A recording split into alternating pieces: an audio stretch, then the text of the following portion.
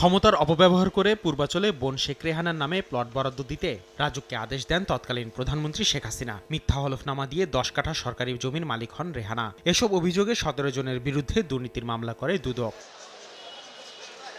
32 জনের সাক্ষ্য নেয়ার পাশাপাশি অবৈধ নির্দেশনামা ও ভুয়া হলফনামা সহ আসামিদের বিরুদ্ধে তথ্য প্রমাণ উপস্থাপন করেন দুদকের আইনজীবীরা। মঙ্গলবার উভয়পক্ষের আইনজীবীদের যুক্তিতর্ক শেষে 1 ডিসেম্বর রায়ের তারিখ ধার্য করেন ঢাকার 4র্থ বিশেষ জজ আদালত। দরখাস্ত করার কথা ছিল রাজুক বরাবরে, কর্তৃপক্ষের বরাবরে, কিন্তু তারা সেই দরখাস্ত সরাসরি তার বোনের কাছে করছে, যেটা তার এখতিয়ারের বাইরে। এটা রাজুকের এখতিয়ার এবং এটা ক্রিমিনাল মিসকন্ডাক্ট হয়েছে।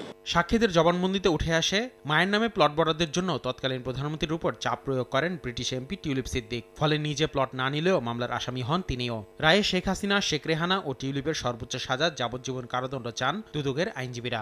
বাছাইকৃত লাল সরিষার দানা থেকে অত্যাধুনিক কোল্ড প্রেস মেশিনে তৈরি হয় প্রাণ সরিষার তেল, আসল ঝাঁঝে আসল স্বাদে। উনি যখন জানলেন যে ওনার খালা শেখ হাসিনা এবং খালাতো ভাই বোনেরা প্লট পেয়েছেন, তখন উনি তার ওনার খালাকে উনি চাপ সৃষ্টি করলেন, মানে বিশেষ ক্ষমতা বলে যে আমার মা, ভাই এবং বোনকেও দিতে হবে। মামলায় গ্রেফতার একমাত্র আসামি রাজুকের সাবেক কর্মকর্তা খুরশিদ আলমের আইনজীবী যুক্তিতর্কে বলেন, সরকারি কর্মকর্তা হিসেবে ঊর্ধ্বতনের আদেশ পালনে বাধ্য ছিলেন তিনি।